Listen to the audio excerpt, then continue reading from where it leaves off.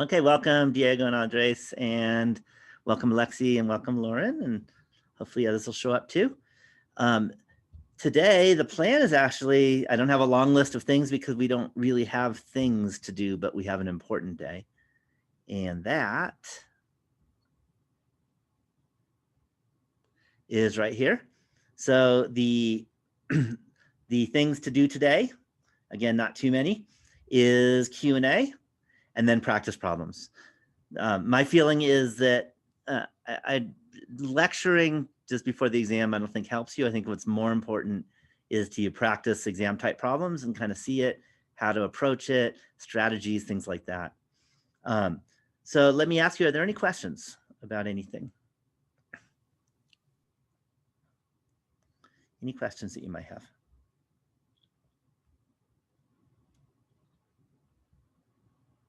I have a question on the differentials and like the errors. Uh-huh. I feel like we keep like all the problems we've done on them, like somehow we do slightly differently. Can you just show one? Okay. So let's do that. That's number 2 already, but that's okay. And then I have some other things to talk about, but I'll do this one first, just to remind you. Do you want to do a word problem or just a regular algebra problem? Algebra to calculus. I don't care. Okay. So suppose that, let's do a word problem. How about, suppose that your error in measurement of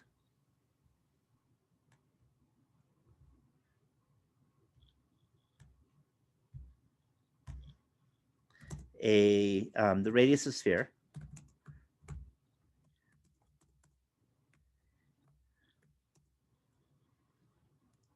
is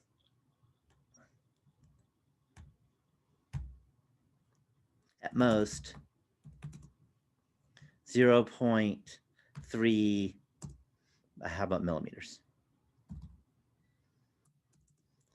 Okay, if you measured the radius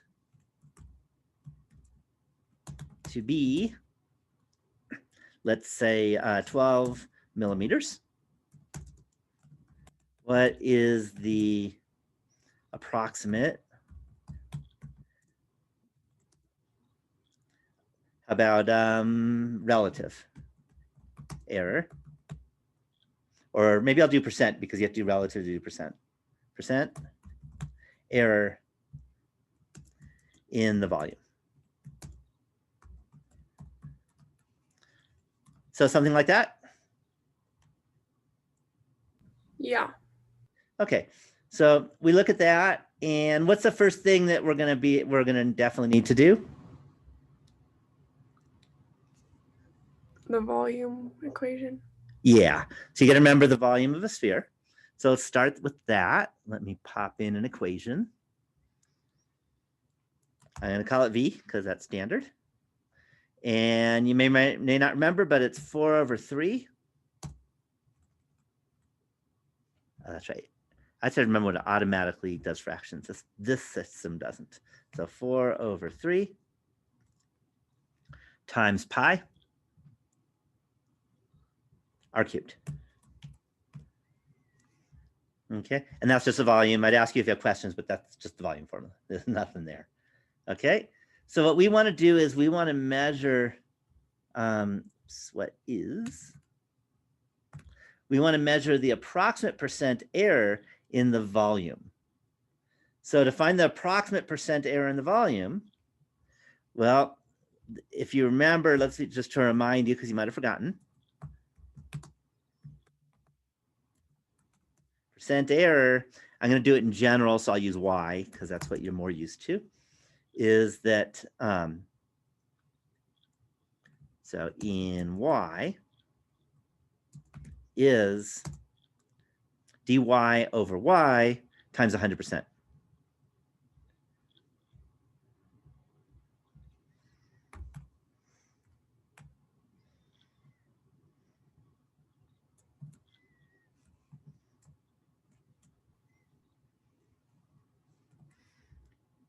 Any questions on that formula so far?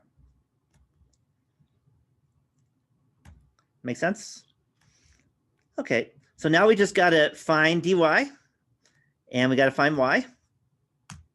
So then we had a formula for dy. In fact, maybe I'll write this down, where dy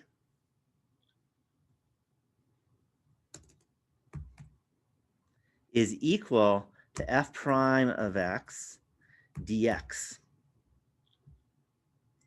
Does that ring a bell? Okay, so then we just plug in. So in this case, y is v, x is r, f of r is 4/3 pi r cubed. So we can say that dy, let's start there, is equal to f prime. And f prime, if you take the derivative of the volume function, what do you get? It'll go very badly on the final if you can't take a derivative. That's most of the test. And this is not a hard one. A dv, not dy, sorry.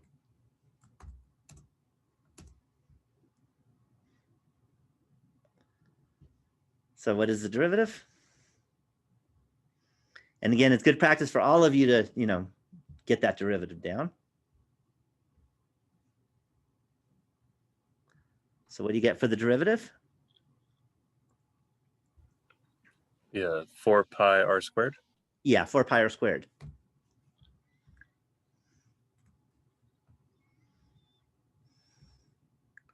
Let's do one more time. 4 pi r squared. By the way, it is not a coincidence that the derivative of the volume is the surface area. I don't know if you ever thought about that, but the derivative of the volume of the sphere is the surface area of the sphere. There is a theorem that makes that happen. And I can be very happy about it because it's called Green's theorem. But nothing to do with me. It's like 100 and something years old. So, but there is a theorem that makes this all happen, Green's theorem and Stokes' theorem. So that you'll get if you take 6th quarter calculus. But for now, we don't need to know that, but we do need to write dr. Any questions on that so far? Okay, I could plug in now, but I think it's actually, in this case, easier to go right to our definition of the percent error. And that is dy over y times 100%. So what we're going to do is we're going to say dv over v times 100%. I think the easiest is to just copy and paste. Put in a v.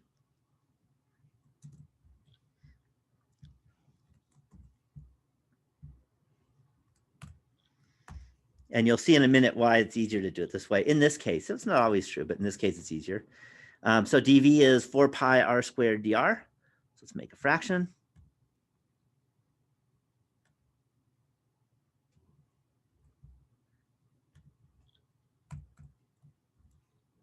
And v is 4/3 pi r cubed.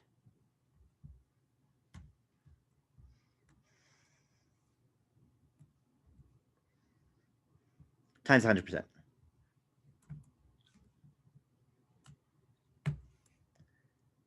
Have I lost you in any way? I'm not doing anything like totally out of the ordinary. This is very standard for these kind of questions. Okay, now let's simplify and then I'll plug in. It's just easier to simplify first in this case. What do you know that I can cancel? Like a whole lot of things. Right, what are you left with on that 4 pi r squared dr over 4/3 pi r cubed? Because you're not left with much, and that's the hint.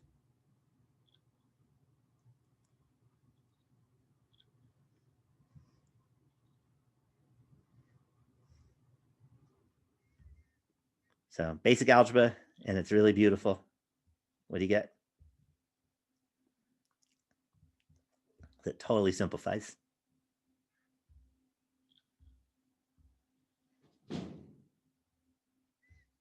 Yeah, it's just 3dr over r. Any questions on the algebra? Times 100. Because it's percent error. Okay. Notice that 3dr over r is the relative error. When you multiply by 100%, that's the percent error. And that's just word definitions of those words. There's no like math, that's just words. Okay, now I plug in. So we get, I'm going to write 3 times dr. Well, dr is, that's the error in the radius, which is 0.3, divided by r, which is 12, times 100%.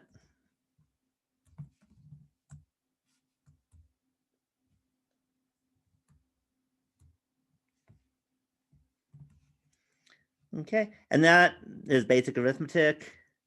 3 over 12 is a fourth. A fourth of 0.3 is 0.075 times 100% is 7.5.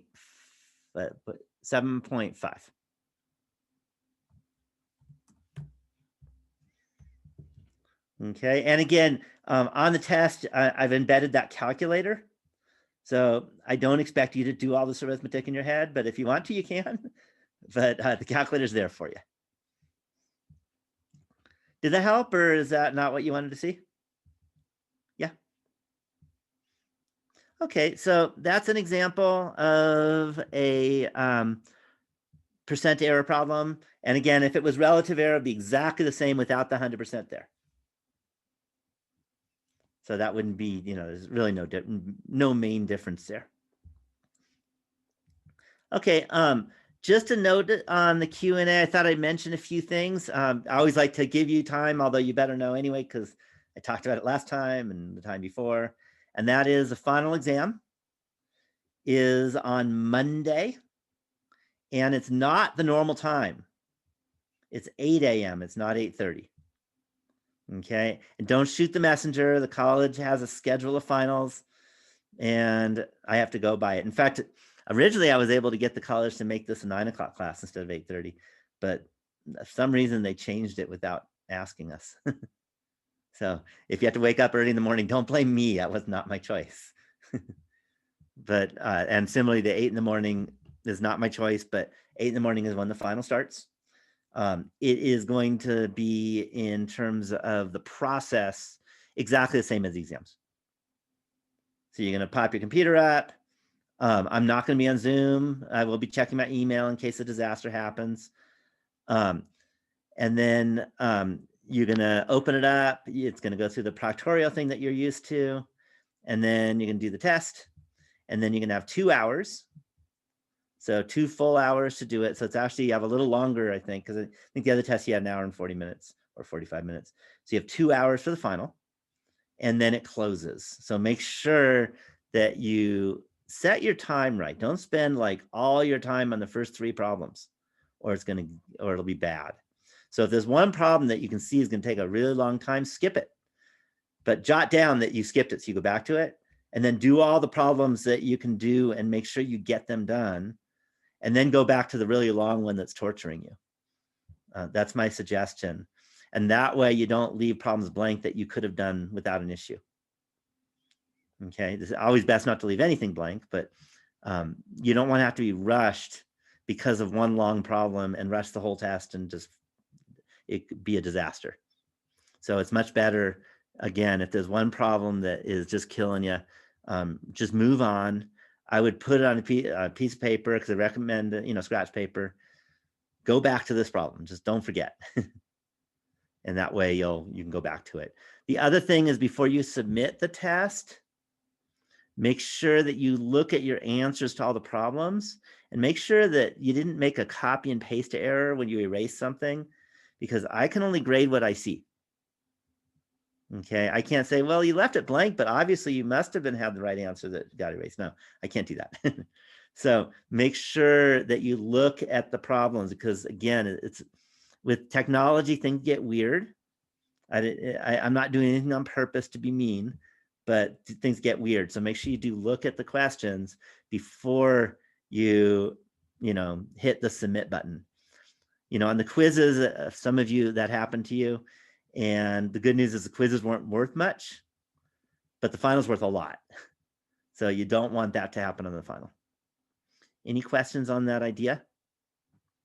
Okay, so I just want to remind you. The other thing is my plan, if all goes well, is to basically grade them when you're done. So I might have them graded Monday. Worst case scenario would be Tuesday. I think probably you better know me now at least a little bit that I'm not a procrastinator. I'm not going to wait a week to grade these things. I will have them graded within a day and possibly the day of, you know. The other thing is that I don't put comments because for the final exam, it's not going to help you in a future test to see comments. So I just grade and give you a score. And that's pretty standard in universities. And I try to be standard university wise because I want you to be prepared for the university. The big difference, of course, is that when you get to the university, let's all cross our fingers, is that you'll actually walk into the classroom and see the instructor writing on a board. And that's, that's going to happen. I did want to ask you something. And Alexi, you actually have the most insight of anybody. And that is if I was able to convince the college to let me do some outdoor lectures in June, maybe even May, would you be interested in coming to them? What do y'all think? Again, saying yes to your cat or dog doesn't help. I have to hear. Okay, I'm gonna have to, I have to convince them, and they're not always so flexible. But my hope, and my plan is that I probably won't even need to wear a mask. You know why it's my plan?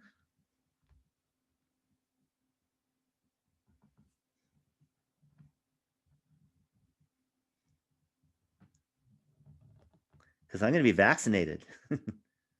That's what I hope. So I hope by then there'll be a vaccine. I'll have taken it and I don't have to worry anymore. So then you don't have to worry about me. But if you don't get vaccinated, it's your problem. But just let you know, it'll be, by then I'll have antibodies, hopefully not because I got it and got horribly sick or something, but because they gave me a shot in the arm. That's what I want. So especially if that happens, then I'll do it. I could do it every week, if the college will let me. Again, I have to get permission from the college. I don't get to make all decisions. So hopefully you understand. And you could even do it inside, but I'm okay outside too. It's kind of fun to do outside, that we can bring a whiteboard out. And I picked on Alexi because she did our boot camp. And I think it went well. And no one got sick, by the way. Okay, so I wanted to mention that because, again, I'm not going to see you again at all until April. Some of you I won't see because you're not taking third quarter. Most people take third quarter, but some people only take 2 quarters. And that you'll have to talk to the counselor and see what you need and all that. But I recommend a full year because in case you change your mind, then you got the calculus. Any questions about up and coming stuff? Okay, I'll be online on email a lot of the weekend. So if you're working and you have questions, pop me an email. I'll be happy. I could even Zoom with you possibly if you wanted that. I have a few plans, but not too many. So I can definitely help you out in the weekend. Once Monday morning's over, it's kind of over. I mean, I have office hours Tuesday, but what's the point for you guys? That's more for my stats class. And even my Monday office hours are after your final, so that's kind of silly too. I won't have any official office hours except today, but I'll be around if you need help because I'm not going anywhere. In fact, California, I think our county's not on the shutdown, but a lot of California is on shutdown, and I wouldn't be surprised if within a month we're on shutdown too. We'll see. Kind of sad. Okay, any questions on this? Okay, I did want to mention, just kind of give you an idea of the final. So just a second.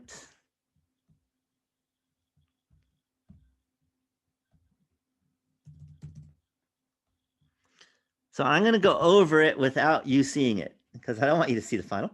But if you see me turn my head, That's because I'm looking at my other computer screen that has the final on it. And if you're behind me, then you get to see the final, but you're not.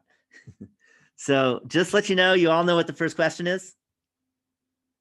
If not, you've been asleep. What's the first question?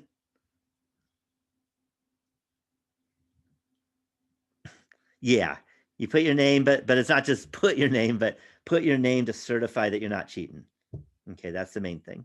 So that's the first question. I'm keeping that on all online tests because I think it's important. Okay, so that's quick enough. All right, so the next couple questions shouldn't be surprised at all. What's the most important thing that we've done in this class? What's the big thing, math-wise? If you don't know, you won't pass. Yeah, the big thing, the number one thing is derivatives. Limits are pretty big, but the biggie is derivatives. So right off the bat, I'm going to have you do a derivative. And what are the main rules of derivatives you have to remember?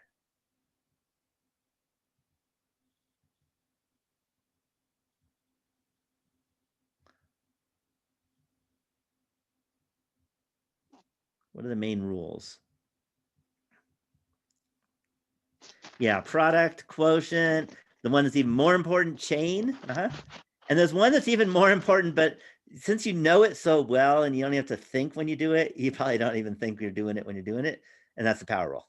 Okay. So make sure that you know the product, quotient, chain, and power rule. Well, are they going to come up? Absolutely. So know to do those. Okay. Practice, practice, practice. Okay. I can have you do things with derivatives. Geometrically, what is a derivative?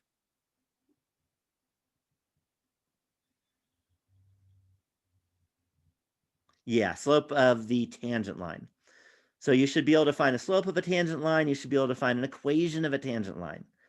Okay, these are all the first couple problems. Any questions on that? Very standard. If you don't know how to take a derivative, then you'll probably need to take this class again next year because that's the whole point of the class. Okay, the next one. The next one is you're going to have to find the derivative using the limit definition. Who remembers the limit definition of the derivative?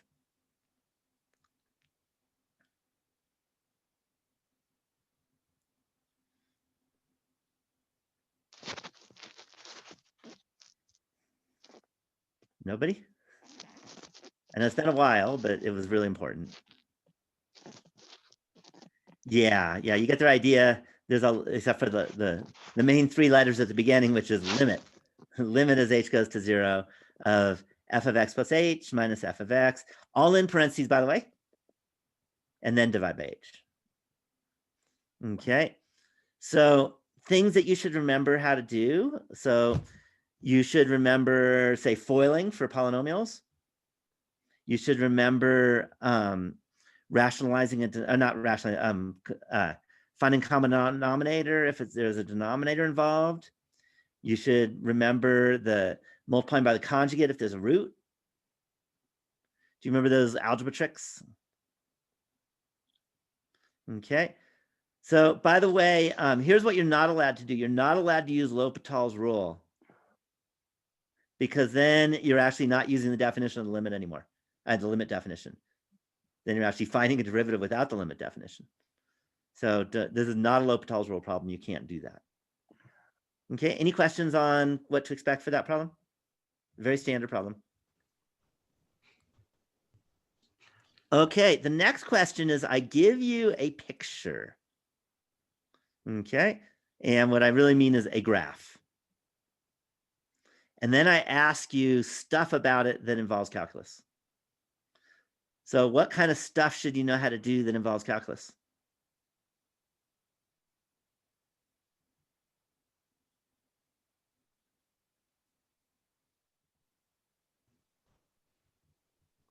And there's many parts to this because, again, it's a very quick question if you know how to do it, but I don't want to have to do 7 different pictures. So just one picture and you have to do all the stuff. Yeah, where is it continuous? Where is it differentiable? Where does the limit exist or not exist? Slope of the tangent line. What is the first, what's an approximate first derivative? What's an approximate second derivative? So, so this problem is like a calculus geometry problem, I guess you might want to call it. It's a visualization problem. Any questions on that idea? Okay, and it has a lot of parts, so you should be able to do them, but each part is real quick if you know how to do it. There's nothing to calculate, or hardly anything to calculate on them. Any questions on that? Okay, next one. I have Yeah. a question for the previous one. Is it going to specify to use the limit definition? Yeah, I'll read the instructions. I'm looking at it now. That's why my face is the other way. And it says, use the limit definition to find the derivative of, and I'm not going to read the rest. Okay, thanks. Yeah. So I try to make it clear, but again, sometimes it's clear to me and it might not be clear to you, but hopefully that's as clear as it gets, is it? Okay, so the next question. The next question is, find the limit if it exists. So we've done a few types of problems of finding the limit. So one type is L'Hopital's rule. One type is when you have a vertical or horizontal asymptote. Another type is plug in and you get a number and you're done.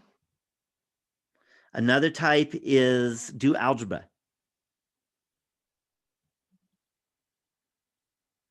So I'm not going to tell you what type, but you should know how to do limits. It's a very standard problem, but you have to know how to find a limit. Okay, the next question. I will read a little bit of it, but not all of it. Evaluate the integral, but not in words and symbols. And then I'm not going to read the rest. So you have to know how to find an integral. And remember, what's another word for integral? It's easier for understanding, but a lot more writing, so most people don't use it. It's a longer word. Antiderivative, okay? So you have to know how to find an antiderivative. And you, just to note, I'm going to make sure, you need to make sure that you know a few things. One is the reverse power rule. The other is the derivatives of all the trig functions, all 6 of them. And the derivatives of the 3 inverse trig functions. And the derivative of ln of x and the derivative of e to the x. And you have to know how to do algebra. Sometimes you do algebra before you do the integral. All right, I'm not going to tell you of all those what you're going to have to do. Obviously, you're not going to do, that's like 15 different things that I just said, if you count all the trig stuff. I'm not going to have you do 15 things, but I want you to know all 15, and I'm going to give you a few of them in this integral. Okay, does that make sense, what you're getting at? Okay, and by the way, it's the most important problem for next quarter, because that's what you're going to be doing every day next quarter. So it's important, Bruce will get mad at me if you don't know how to do it now. All right, next problem. Okay, so the next problem is another find the limit problem. And that is kind of similar to the other one in terms of the different things that could happen. Could be L'Hopital's rule, it could be an asymptote, it could be algebra, it could be plug in, and that's it. Okay, standard problems, but the standard is not always easy.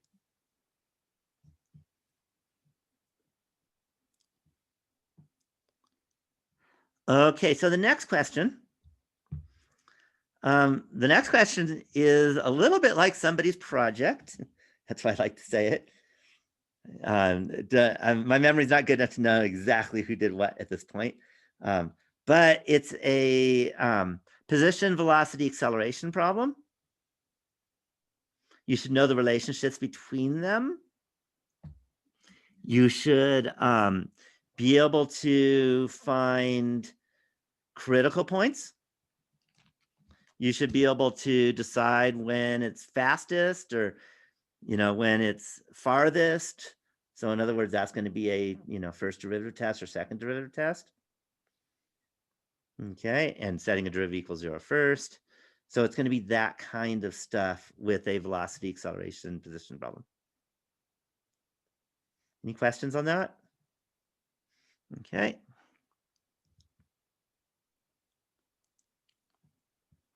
Okay, the next question is,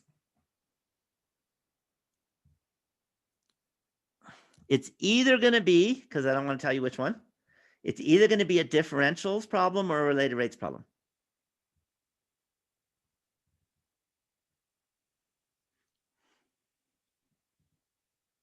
Okay, somewhat standard, but it is a word problem though.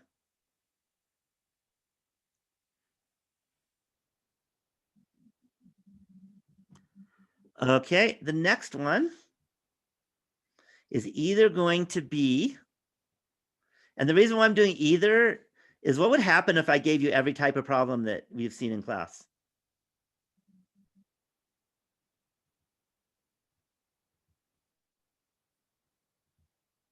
Yeah, you'd all run out of time and it'd be disaster.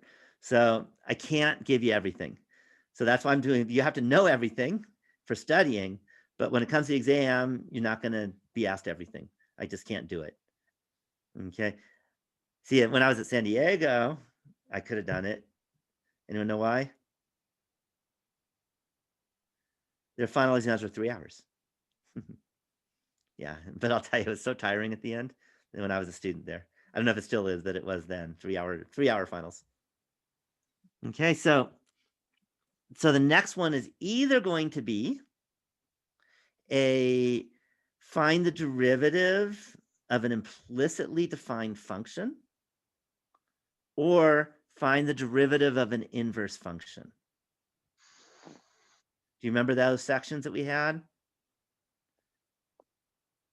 So I'm giving you one of the two. I'm not going to tell you which one. But it is standard. That I will tell you. There's no like brutal tricks or anything, but you got to remember how to do the kind of problems or it won't go well. So practice is everything.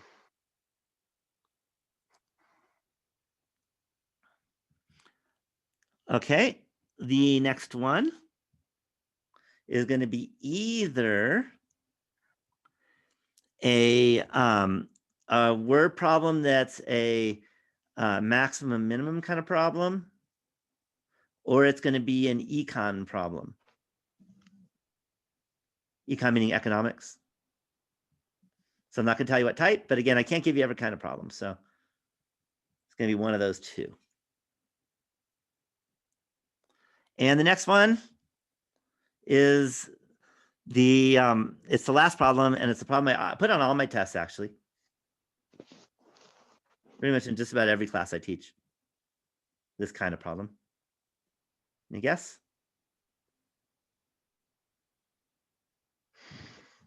The hint is you've seen that in the other tests already too.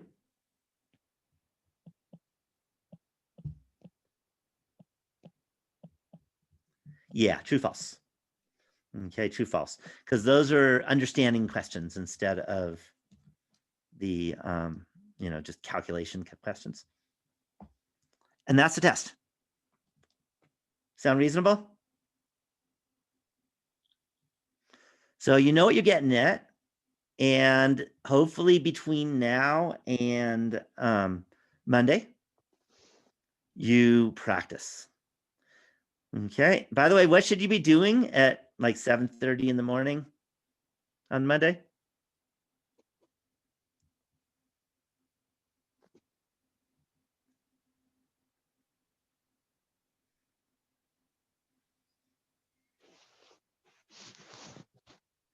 Waking up. Yeah, here's my suggestion.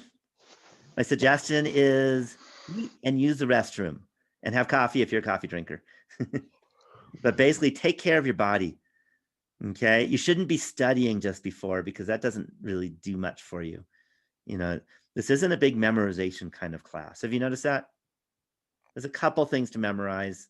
Definition of a derivative, product quotient chain, but that's more you get used to. You don't need to memorize that anymore. I mean, there's a few formulas, but not too many. The derivatives of the inverse sine and cosine, sine and tangent and secant. Those could happen. Those are kind of messy. But definitely take care of your body. Whereas Saturday and Sunday especially, what's the best thing to do on Sunday?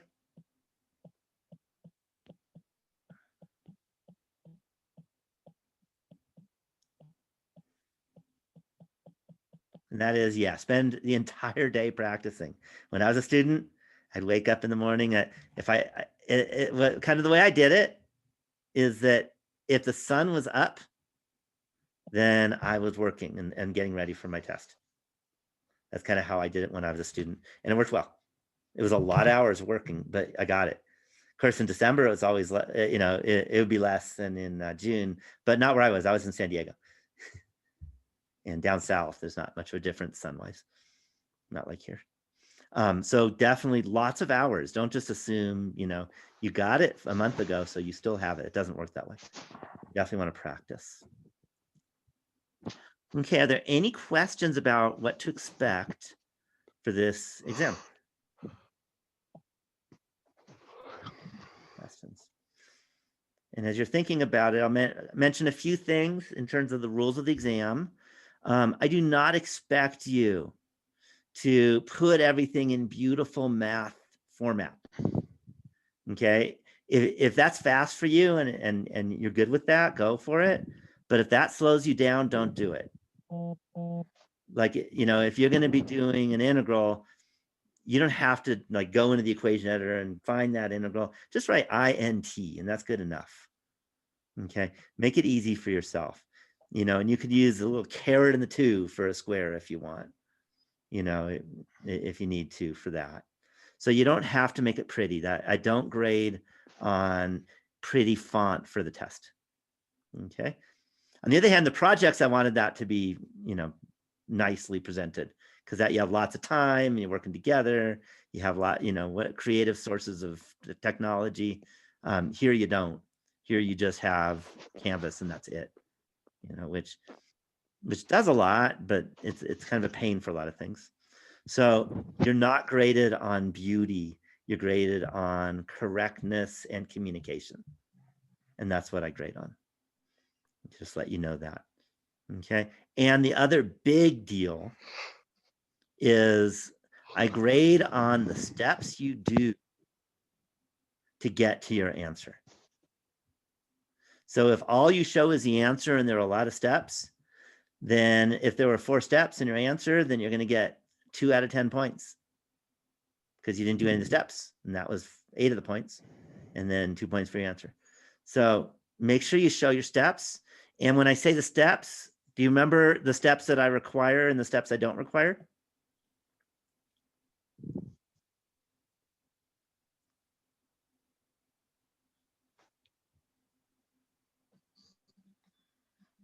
you remember? As soon as I say it'll make sense. Yeah, you don't have to have algebra, but you must have all the calculus shown. So if you're using the product rule, you need to show the product rule that you did that. Okay, don't just write down your answer after, finishing. So make sure you're showing the calculus that you're doing, that's what is required.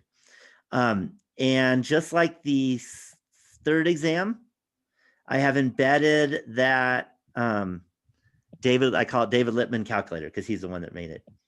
So I embedded that into the problems that need a calculator. I do assume that you can do single digit arithmetic without needing a calculator. So I didn't embed the calculator if you have to do 2 + 4, because hopefully you don't need it. Maybe I'm wrong, but I never know. Okay, or 5 × 6 or something like that. But if you have to do, I don't know, 33 over pi squared, absolutely use a calculator. Don't try and do that by hand. That makes sense? Okay, so that is, that's kind of how the test is going to go. What I want to do now is I'm going to open this one up to requests. You give me a request of something I said that I mentioned that might be that's going to be on the test or could be on the test. I'll write up a problem. It won't be the test problem, but it'll be a problem that has that that stuff in it. And then I'm going to let you try it first, because that's important. Again, it's your practice. Watching me do it is not that helpful. Doing it yourself and then watching me do it is most helpful. So give me a topic, and then I'll make up a problem. Good thing I've been teaching this for over 25 years. I think I've actually over too long. 44 years, 34 years. 34 years I've been teaching calculus, so I can come up with problems. And I never had a year without it. Can you do one of the econ problems that you said was with max and min? Okay, so suppose that the cost of, I'm going to give you a warning when I do make them up, the numbers aren't going to be very pretty at the end, because I can't make up the numbers in my head and make it all pretty at the end. So the calculator may be necessary, Suppose that the cost of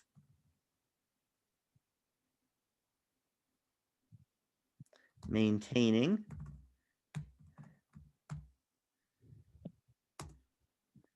a motel is C of X is actually, let me just, is $1,000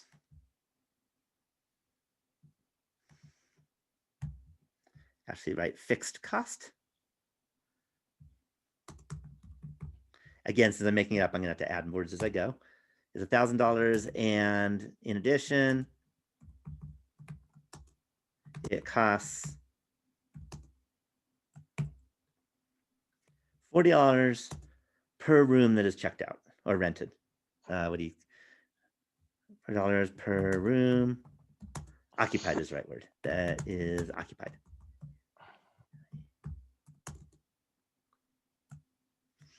Okay, on the other hand,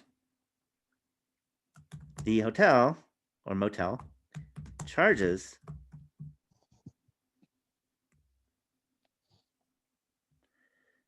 actually, I better not do 40. Again, I'm making it up. I have to make it work. Sorry about that. $40 over 1 plus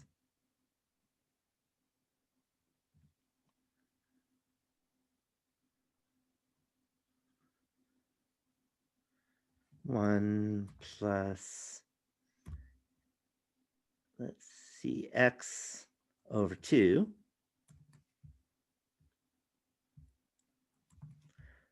Per room is occupied when there are X rooms occupied.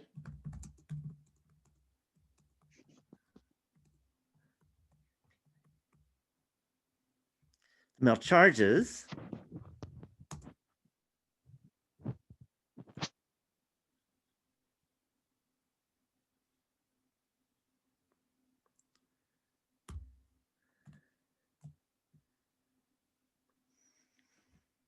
$120, hopefully this will work, per room.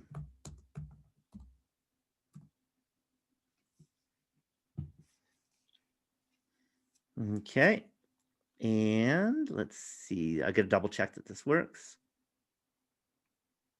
No, I better make it $140.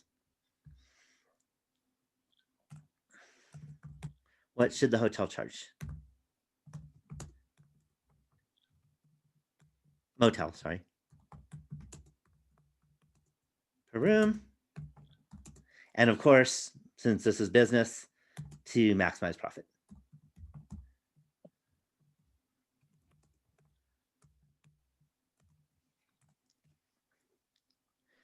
Okay, so how do we do this?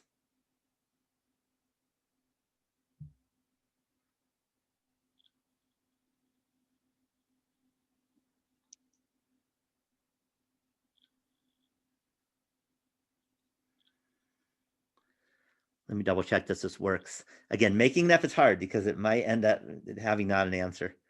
Let's see. $1,000.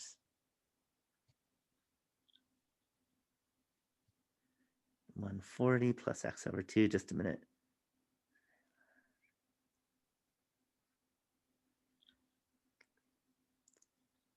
Yeah, I need to change it.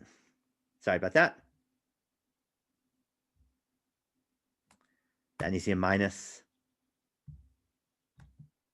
And that needs to be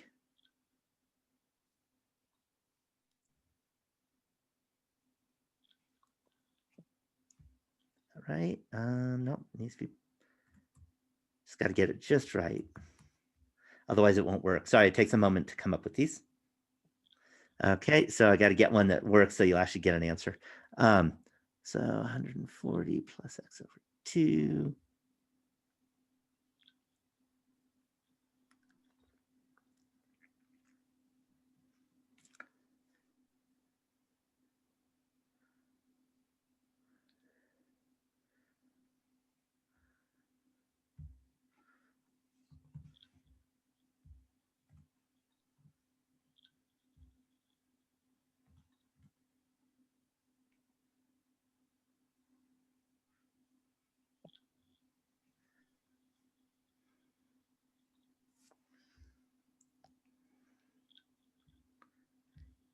And it's not what should the hotel charge, but how many rooms should be occupied.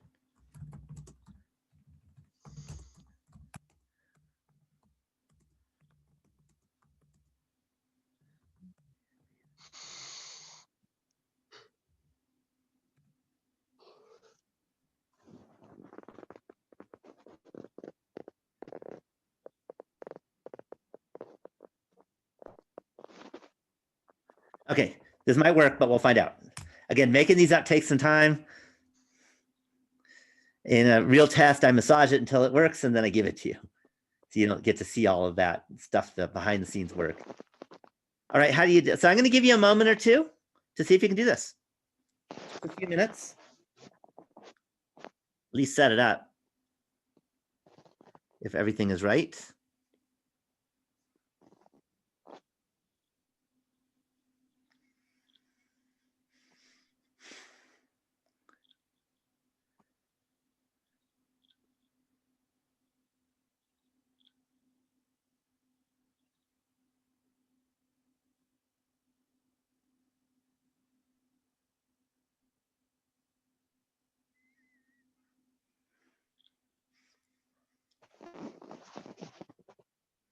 And it might be a complicated answer, just a warning, which I wouldn't give you on a test.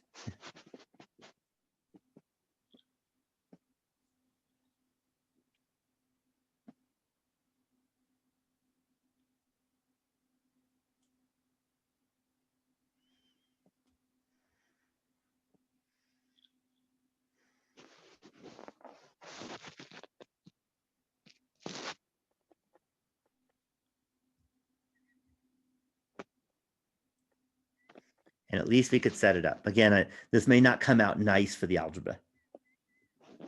So that's a warning because I'm not preparing ahead of time.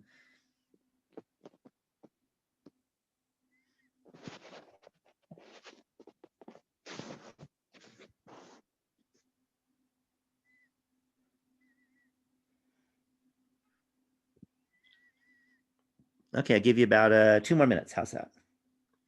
At least to get it set up, because that's as far as we may end up going. We'll see.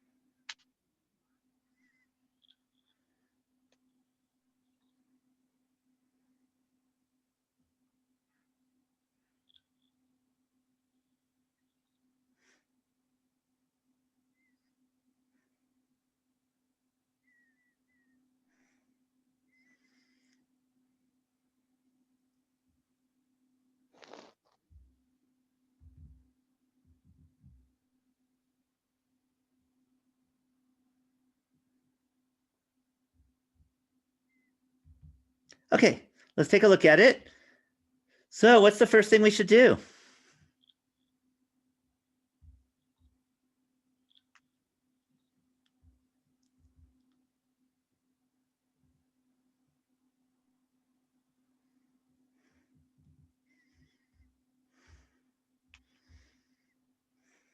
Yeah, come up with the equation, and in particular for profit. So I'm going to let P be profit, P of X, because it's a profit at a certain number of rooms. And that is going to be, actually, let's do it in equation form. P of X is equal to, well, the big formula for profit in economics, which hopefully you all know, is the profit is how much you take in minus how much you give out. So revenue minus cost is a nicer way of saying that. So if it's $120 per room, you have X rooms, how much revenue are you getting? In terms of X, very simple.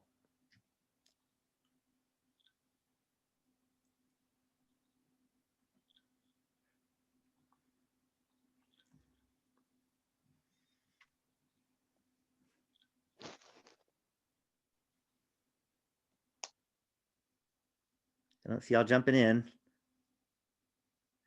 Okay, the revenue is very simple. It's just 120 times X.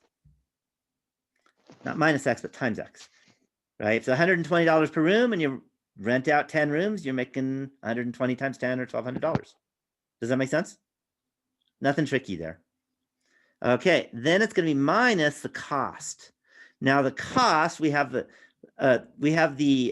fixed cost, which is $1,000, which has nothing to do with number of rooms.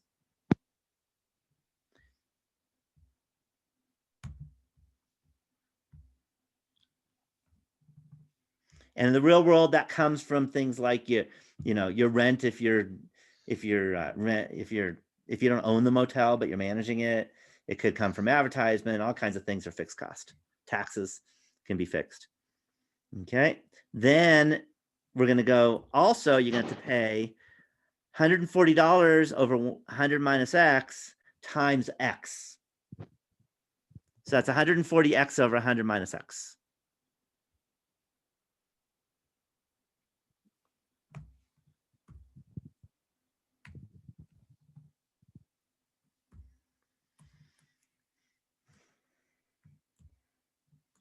Any questions on that? Okay, what's the next step if we want to maximize the profit?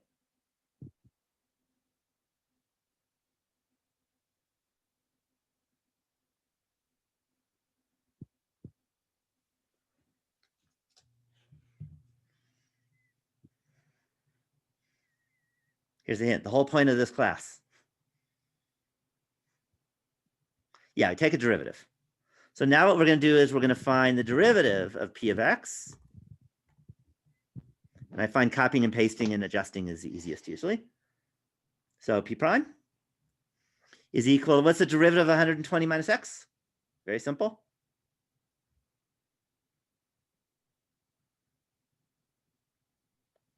$120. What's the derivative of 1,000?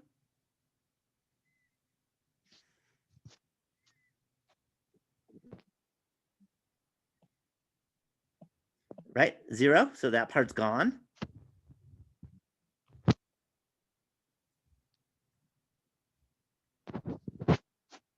And how do I get the derivative of 140X over 100 minus X?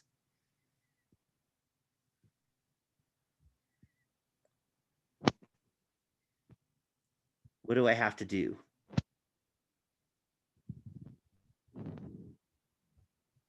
Yeah, that's quotient rule. So that's low, which is 100 minus X. Ah, shoot. Have the mouse in the wrong spot. Let's do it again. 100 minus X times D high. Derivative of 140X is 140. And then minus, and now, so it's low D high minus high D low. High is 140X. And the derivative of 100 minus X is just -1. And then I'm supposed to take 100 minus x and square the bottom. Larry, I have a question about Yeah. the quotient rule. Unless you say specifically like use the quotient rule, could we just turn the bottom into a negative exponent? You can, but let me give you a suggestion. If the bottom doesn't already have an exponent, it's almost always easier to use the quotient rule, especially when it comes to the next step on the algebra. If the bottom has a power, then it's almost always easier to do what you suggested. Okay, Gotcha. and that's just kind of a rule of thumb. So I'm just giving you, but what you're saying you did, that'll work, but there'll be more steps. Okay. Okay, so that's just a suggestion. Like I said, you don't have to memorize the quotient rule, but like this problem, it makes it a lot easier, and you'll see why in the next step. Because if I want to maximize, what do I do?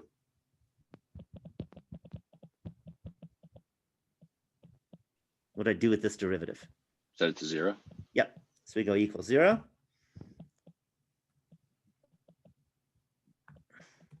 And this is what I was talking about, making the algebra easier. What would your next step be? Just add the negative part to the 0 side. You could do that, but I think at this point, it's easier to multiply by 100 minus x quantity squared. Just get rid of that fraction, first step. Because the nice thing is the 0 times that is still 0. Oh yeah. So you could do what you said, but then you're going to have 2 extra steps. Whereas if you multiply by 100 minus x quantity squared, then you just do it. And I don't know if I'm going to do the whole problem because the rest is mostly algebra. But I figured I'd show you that first algebra step, which is multiply by 100 minus x squared.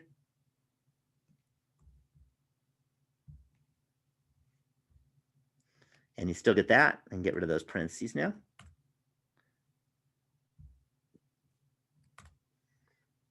And also I can get rid of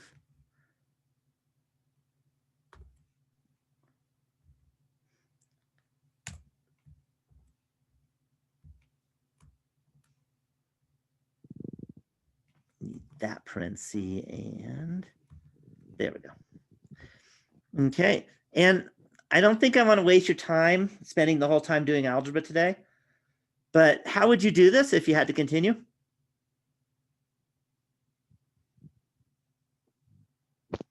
The hint is there's no calculus anymore.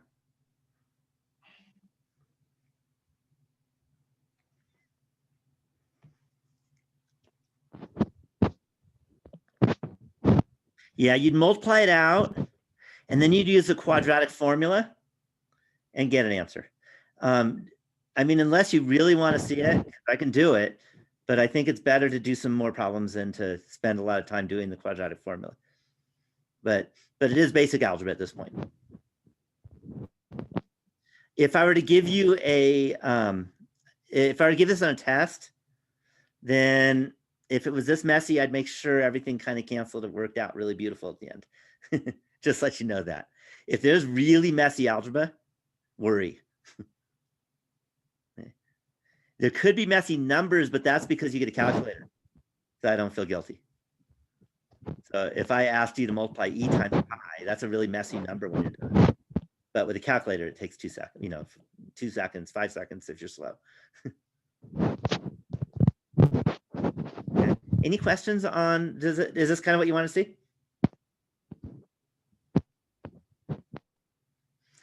Is it the same as minimizing cost? It's not the same, but it's the same idea.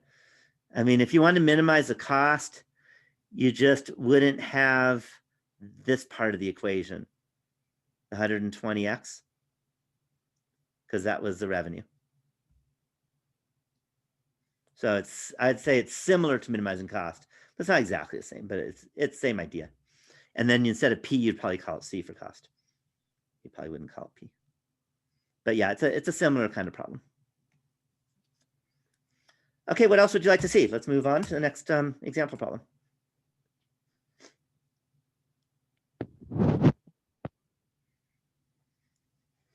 And again, don't assume that because you watch me do a derivative, you know how to do a derivative. Make sure you practice. Watching is not the same thing as being able to do it. So what other topic? I went through all the things that are on the test. So pick one and I'll do another example. Because that's really, practice is what it's all about.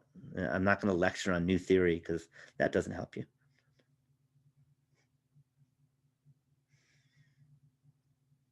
So e to the x and ln of x. Okay, so I'll give you some choices. So the choices are just find a derivative that has some function equals with a bunch of e's and logs. I could do an implicit differentiation that has some e's and logs, or I could do an inverse function that has e's and logs. Which one do you want to do? And all those are fair game in the test. Okay, just find the derivative. Okay, so how about find the derivative of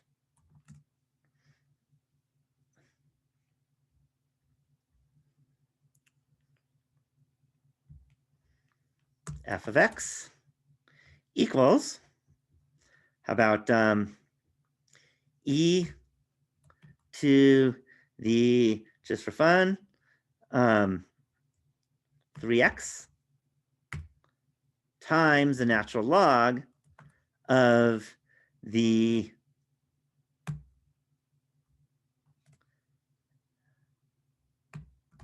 tangent of x.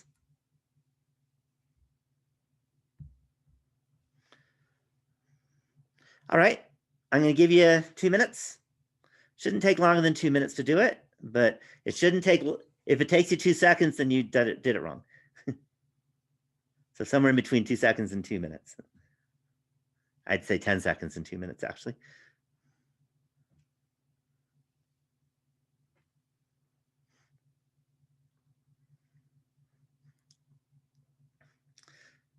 So unlike the revenue problem, this one was easy for me to come up with because it's just a function.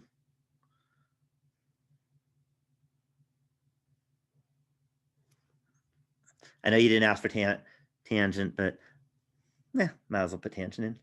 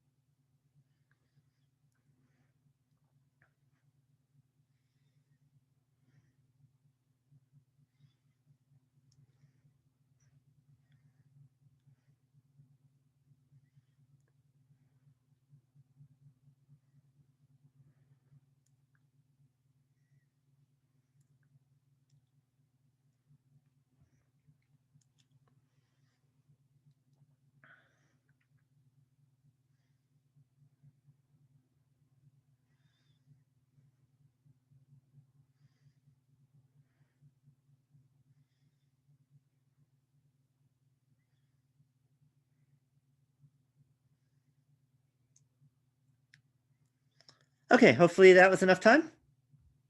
So we want to take the derivative of e to the x times natural log of the tangent of x. What's the first rule I need to use of derivatives?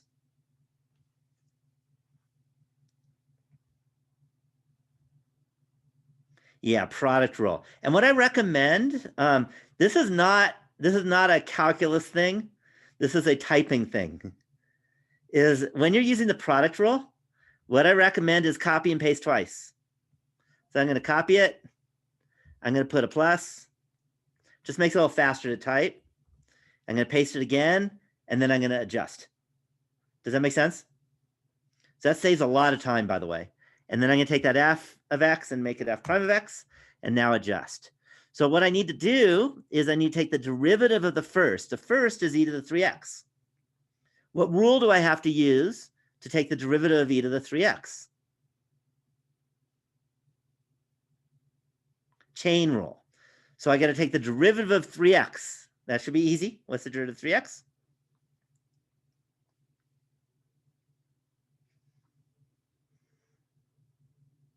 Yep, that's 3. And then times the derivative of e to the something, which is e to the something. So that's times e to the 3x. And then I still have the second, which is ln of the tangent of x. That's why I double copied and pasted. Okay, now I take the function and leave it as it is, e to the 3x. And now I got to take the derivative of the ln of the tangent of x. So to do that, what rule do I need? Yeah, chain rule. If you don't know the chain rule, this final will go very badly for you. Okay, chain rule is really important.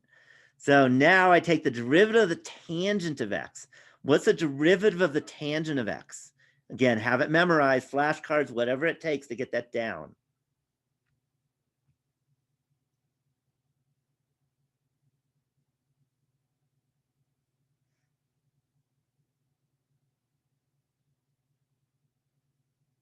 Yeah, secant squared of x, and note that the derivative of ln is a 1 over. So I'm going to make a fraction out of this.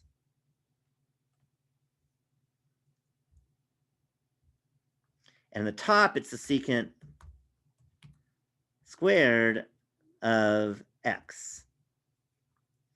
And the bottom is the tangent of x.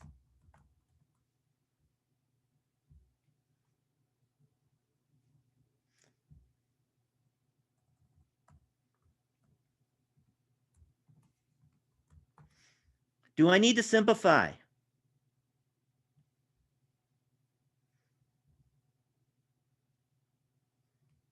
What do you think? Do I need to simplify? No, don't waste your time. Okay, if I ask you to find a derivative, then as long as there's no more derivatives left after you've written your answer, you don't need to do any more algebra. The only time you need to simplify is when you have to do more, like find a critical point and set it equals 0, and then you're going to have to make it nicer. Okay, or if you can take a second derivative, sometimes simplifying makes it easier, because then the next derivative is a lot easier if you can simplify first. But in this case, we're done. And that's it. So hopefully that's the kind of problem you want to see. I could easily ask you something like this, you know. By the way, you're not going to get asked any exact things that I'm showing you now, but you're definitely going to be asked to have a function, and you have to take a derivative. No question about that. Okay, what else would you like to see? Hopefully this is helpful. That's my goal. Because we still have pretty much time so we can do more types of problems. Derivative of the inverse function. Okay. So how about let f of x equal, how about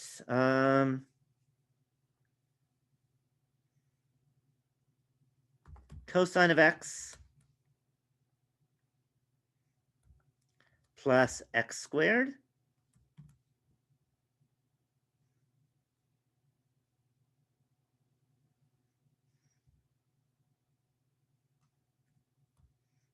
plus 2. That's what plus 2. There we go. So the question is, find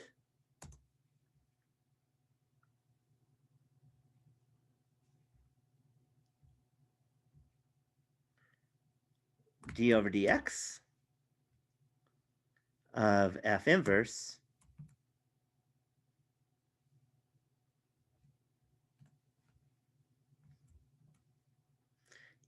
evaluated at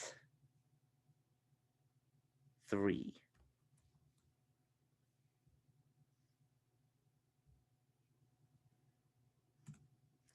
Okay, I am going to give you 2 minutes. That's all it should take. It won't take less than 30 seconds, though. but it won't take more than 2 or 3 minutes if you know how to do it.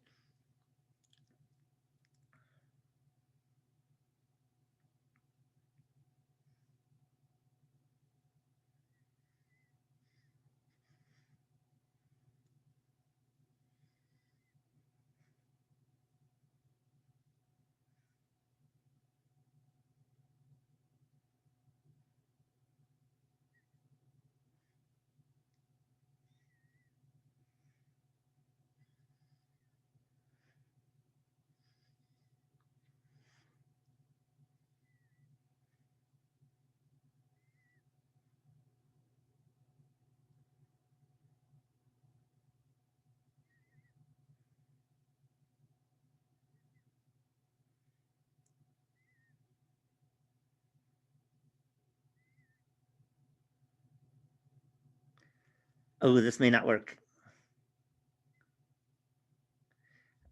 I know you're going to hate this, but I'm going to add an X. Otherwise, this can't be done.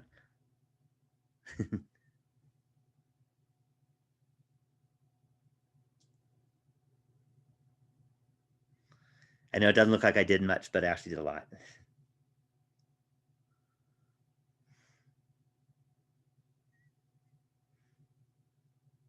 Sorry about that. Again, those are the kind of things I fix before I put on your test. Doing a whole problem in my head isn't that easy.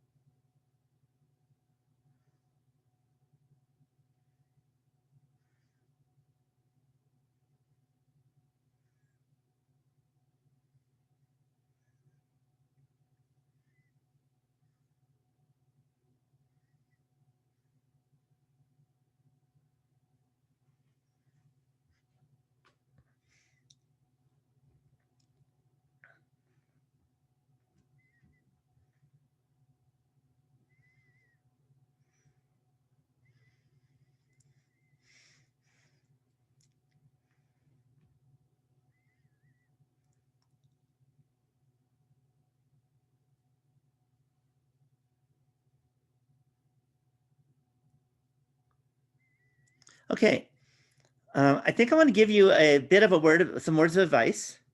Let's suppose that you completely forgot how to find the derivative of an inverse function. Okay, for some reason, I don't know, you had a brain fart and you have no idea what to do. Should you just leave it blank and move into the next problem?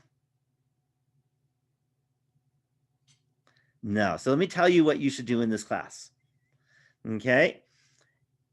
If you're ever given a derivative problem, or even a word problem, and you have no idea what to do, take a derivative just so you can get some partial credit. Because if you leave it blank, I can't give you points. Okay. If it's a limit problem, the derivative may not work. But if it's not a limit problem, pretty much everything we've done in this class is find a derivative. I guess unless it has an integral, then it's an antiderivative. But most of the problems are finding a derivative. So that's something you're going to do even if you forgot how to do this problem.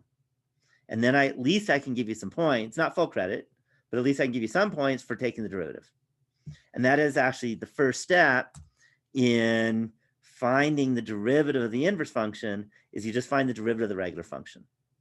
So that's the first thing I do. So I'm going to say f prime of x is equal to the derivative. Now, what's the derivative of the cosine of x? That you're all supposed to know.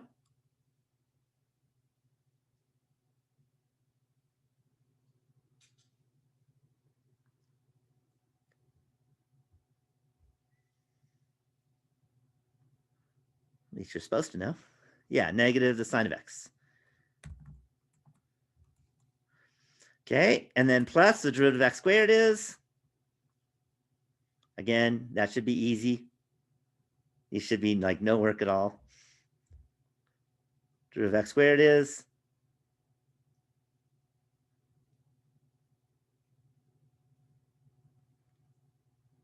nobody remembers? You have a lot of studying to do if you don't remember the derivative of x squared. Yeah, 2x. And then plus the derivative of x is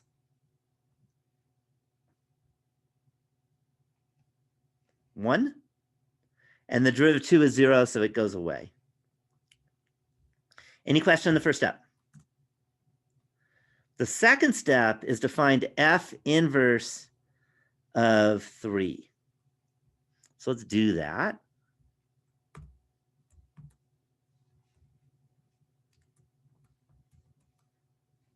Now, what did I tell you? What did I tell you in this class about how you should go about finding the inverse at a value? Do you remember? It's very different than what you learn in algebra.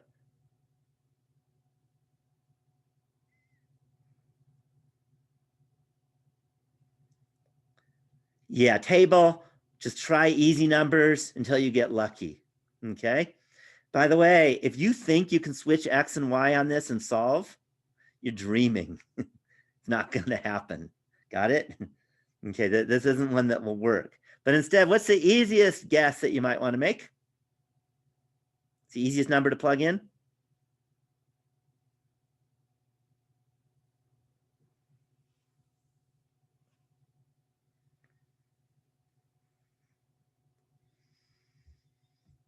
It's not a trick question at all. 0, you say 1, but 0 is easier on, especially in this one. Cosine of 1 is not pretty, by the way. But if you plug in 0, cosine of 0 is 1 plus 0 squared plus 0 plus 2. And guess what? That's equal to 3. So that means that f inverse of 3 is 0. Any questions on coming up with this? Okay, again, it's just guess and check.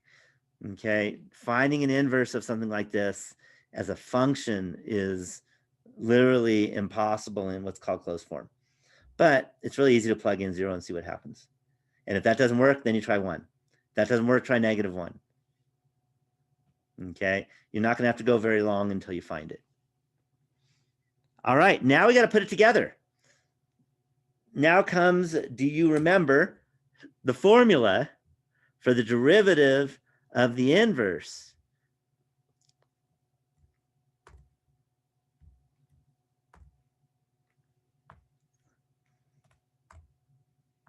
And that was, if you remember, there was a fraction. What was the numerator of the fraction? Hint that it's easy.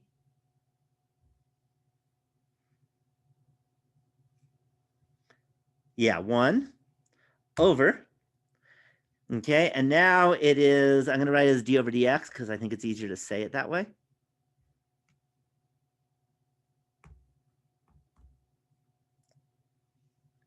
Oops. And then it's of f prime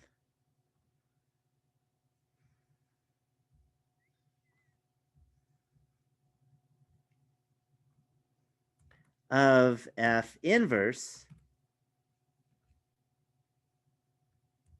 of 3.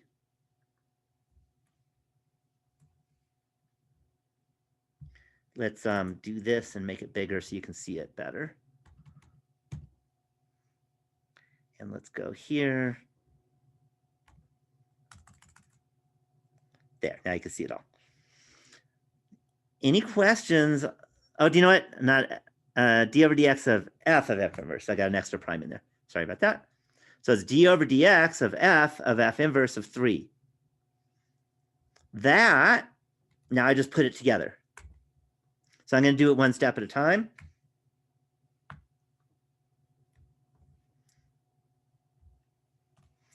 F inverse of 3 was 0.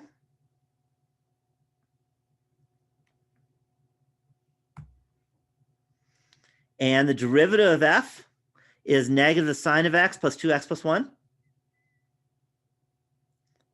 And if you plug in 0, what do you get?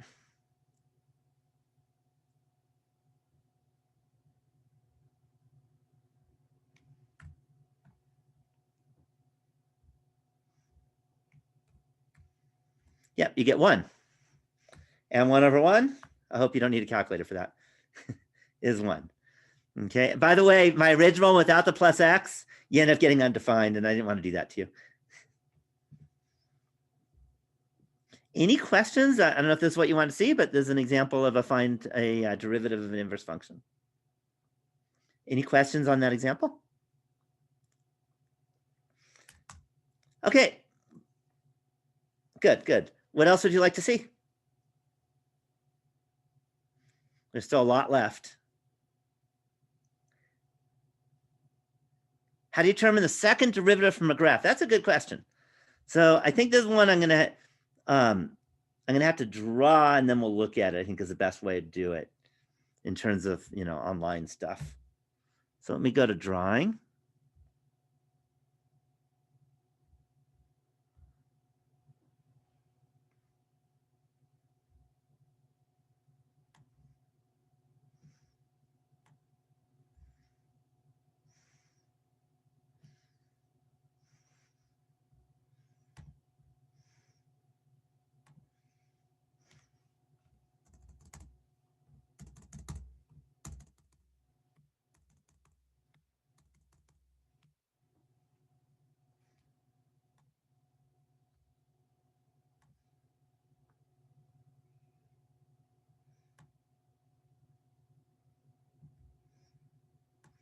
And again, my drawing's not perfect. On the test, it would be a lot better. I'd probably use Desmos. In fact, I remember I did use Desmos. But if I do Desmos, then you'll see the function. I don't want you to see the function because that's the whole point, is to do it by the drawing. And here I'm just going to draw. So you really aren't going to be able to use Desmos.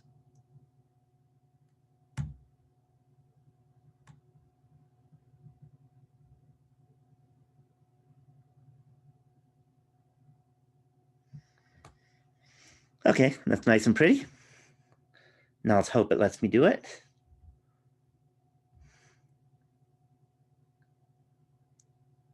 Uh-oh. Did it do it?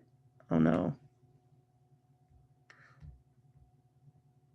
Sometimes Google with Zoom is not happy.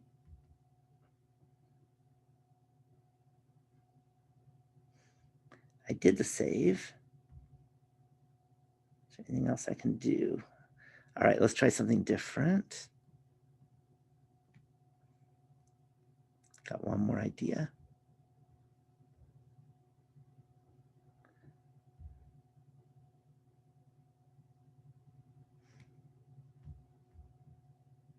Because I'm going to lose it, I think. Just a minute.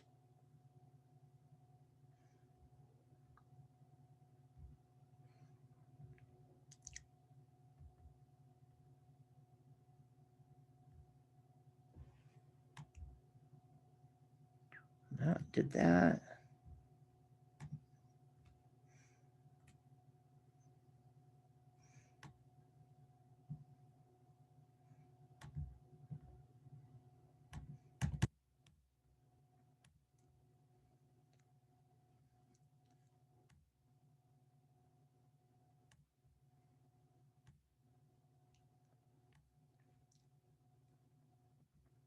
Sorry about that, but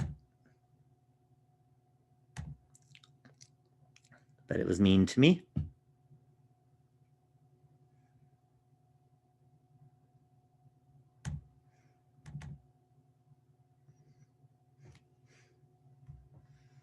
Let's see if it's saved. If it didn't, I've got it.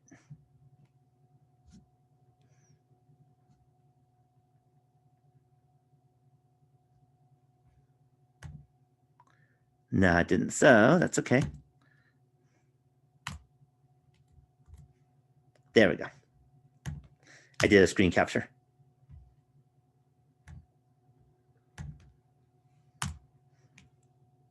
Okay, let's make it a little smaller so I can start asking questions. that works.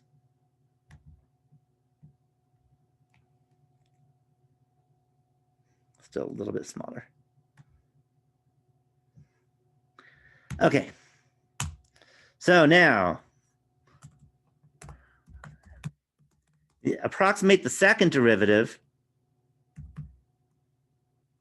I'll just write f double prime of, and I'll do a few of these. How about 3 f double prime of, how about 1, 3, and 5?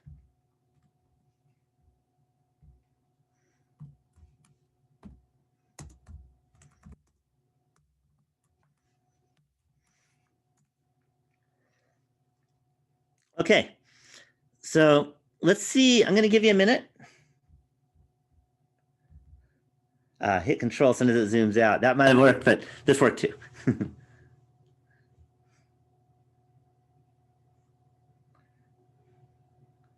So let's see, give you a minute. It shouldn't take long, actually. If you know what to do, that's really easy. If you don't know what to do, you have no chance.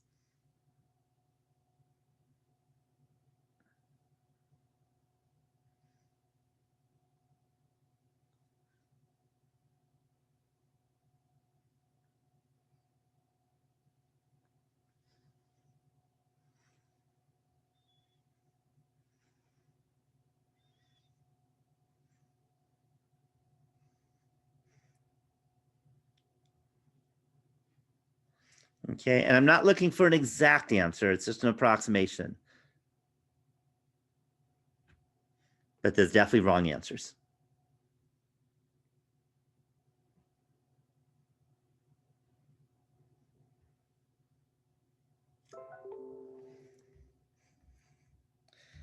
Okay, ready to take a look at it and let's discuss? Okay, let's start with f double prime of 1.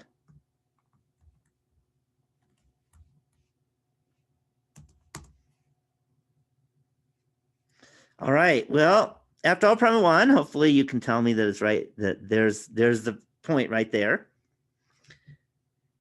So the first thing is it going to be a positive or a negative number, the second derivative?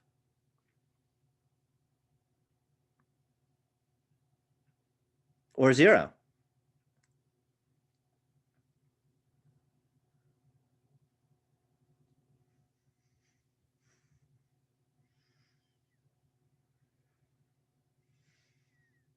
What do you think?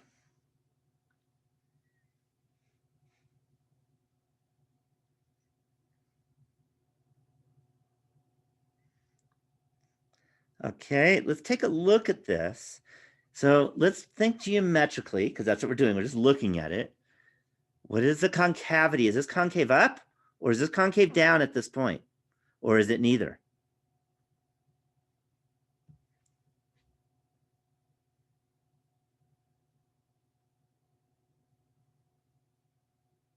Yeah, this is concave down. If a concave down, what do you know about the sign of the second derivative? SIGN, by the way.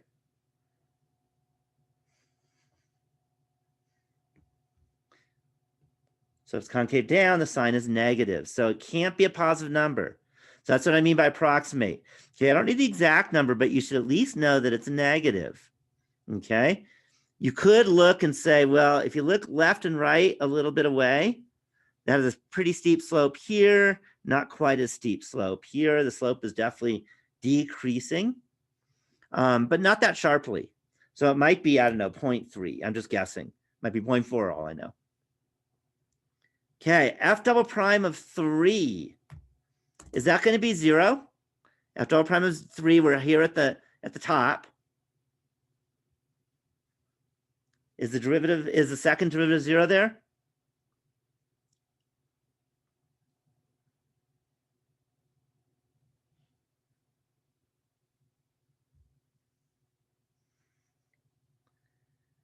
What do you think?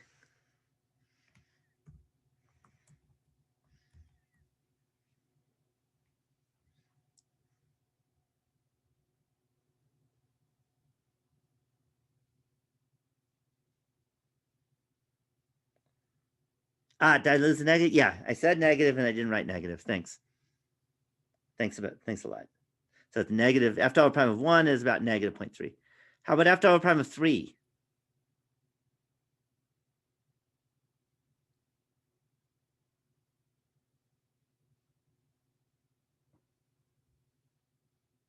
Not sure? Okay, well, it's a maximum. What does the second derivative test say if you have a maximum? What do you know about the second derivative if you have a maximum?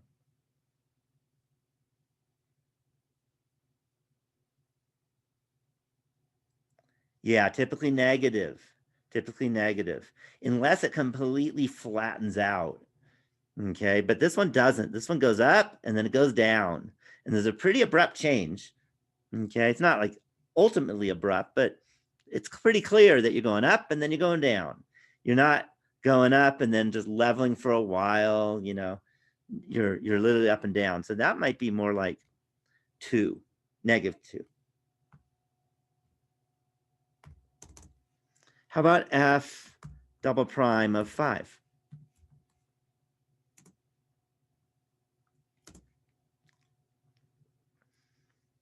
So now we're over here.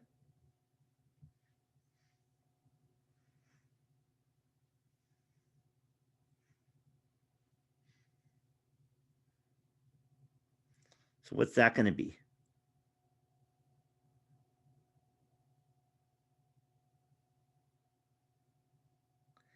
Okay, let's take a look at that. 5 is pretty much the point at which on the left of it, it looks like an umbrella. And on the right of it, it looks like a cup. Do you see that? That we call an inflection point. F double prime of 5 is 0. Do you see that? Because it's also the steepest spot in that little area is around 5. It's less steep to the left. It's less steep to the right. I didn't ask it, but I want to ask it anyway. How about f double prime of 6 while we're on a roll? Since I've already got the picture drawn, it only takes a few seconds to do it. What do you think f double prime of 6 is going to be?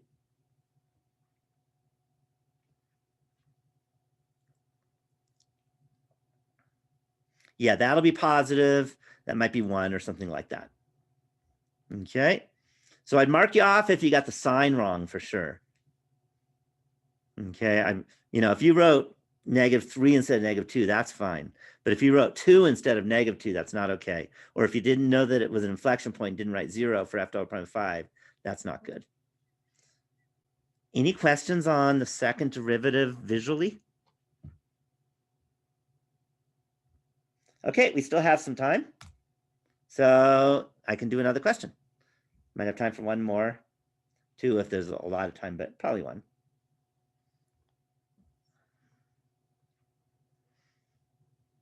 So what kind of problem would you like to see? Most likely one that I talked about that would be on the test.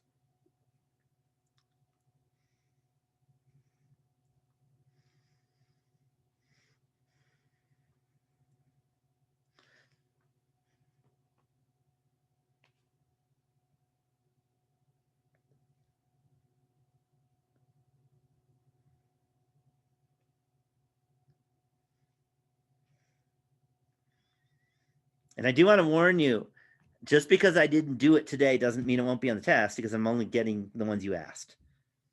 So there's some that are definitely going to be on the test, like an integral, for example.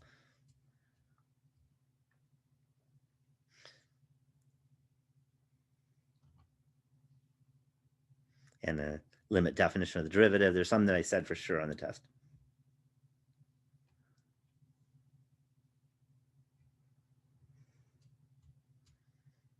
So what would you like to see? We don't have too much time, so hopefully make a suggestion or request, any of you.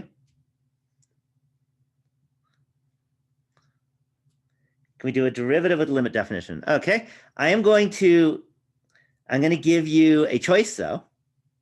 Do you want something with a x in the denominator? Do you want something with an x under a root? Or do you want a polynomial? It's one of those 3. Okay, root. Okay, so use the limit definition to find the derivative of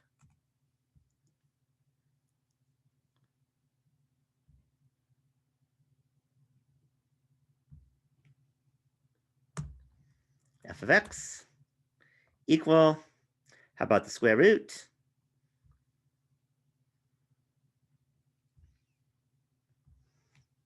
of 1 minus 2x. Okay, I'll give you a minute or two at least to get it set up, and then we'll work it out. If I give you too long, then there's not enough time because the class doesn't go that much longer.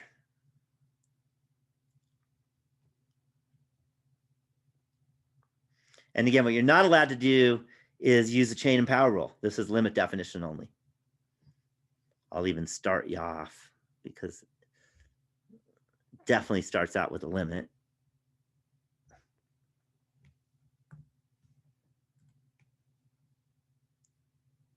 Starts there with a fraction.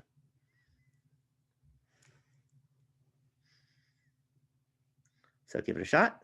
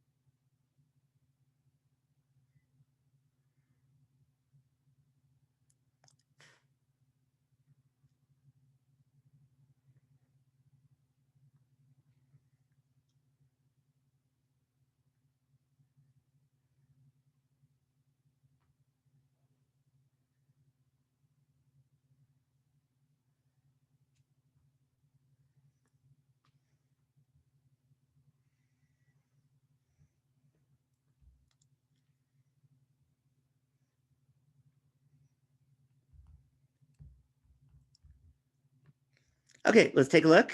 So in general, it's f of x plus h. I think I'll write it in general first. F of x plus h minus f of x all over h. And one reason I'm doing this, because it doesn't take much longer because I can just copy and paste and then adjust. So f of x plus h, that means where we see an x, we put an x plus h in parentheses. So in particular, I have a square root of 1 minus 2 times x plus h in parentheses. And then minus f of x, and f of x is 1 minus square root of 1 minus 2x.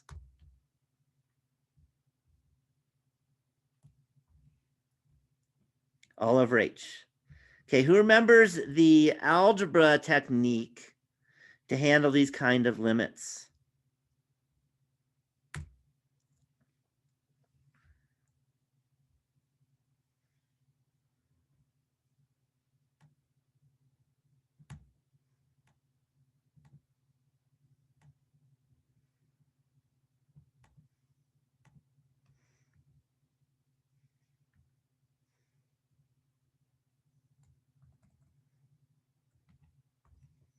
Yeah, multiply by the conjugate. I'm not sure if it's going to let me do it, but yeah, let me do it.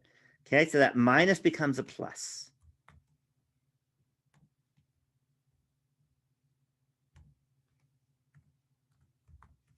Any questions on that? And the purpose of that is when you multiply that conjugate, you have an a minus b times a plus b, and that's a squared minus b squared, and the square of a square root is what you started with. So the nice thing is that the square root goes away in that numerator. So let's see if I can make this work. So I'm going to put them together, and then then the numerator, the first numerator, see if it'll let me do it. Yep. Becomes just 1 minus, and I'm going to multiply it through as we go.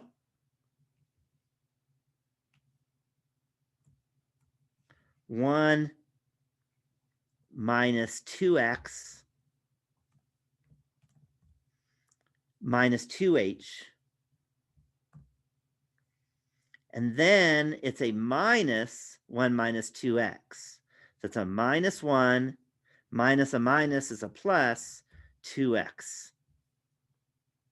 And I can take this denominator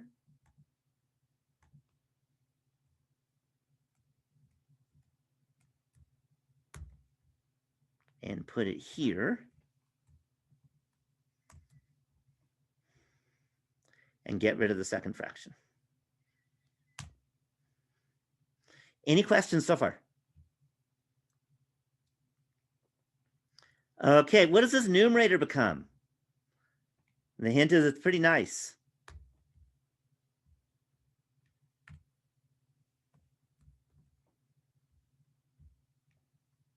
Yeah, everything cancels except the minus 2h. So the 1 minus 2x and the negative 1 plus 2x go away.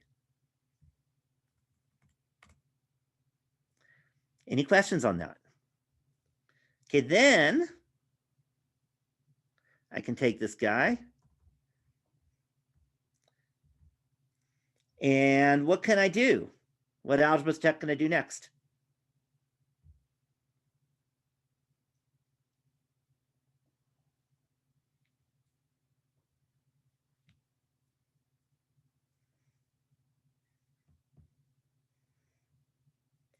Yeah, if factor out, it's already factored out actually, just cancel out. Yeah, because h is already factored out. This is gone. Once you canceled, what's always the next step in calculus?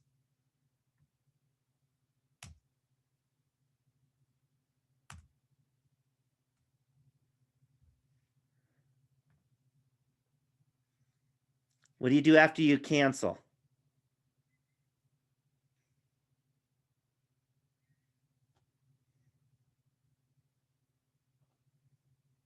Yeah, we plug in. So we plug in h equals 0. And when you do that, the numerator still a negative 2. And notice the denominator, the h becomes a 0, and this is a root 1 minus 2x plus root 1 minus 2x. And that's twice root 1 minus 2x.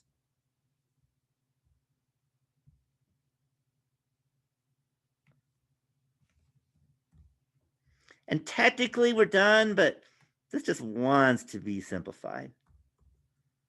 I can cancel the 2's.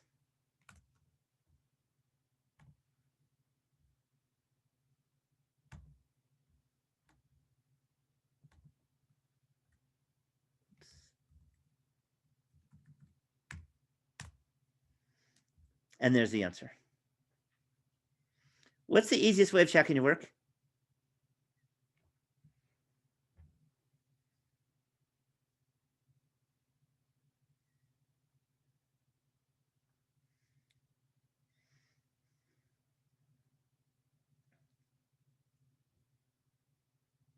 How do you check your work? Yeah, find the derivative using power and chain rule. And chain rule. Okay, and you'll get the same thing. So I'm going to stop sharing because we're actually a little past my time. But since this is our last day, I don't know if you realize this is the last day of class. You lose me after today. With the whole thing online, I won't even be subbing for Bruce. Sometimes I'd sub for him. But I don't think subs really happen. Even if he's sick, he still teaches probably because he won't give it to you.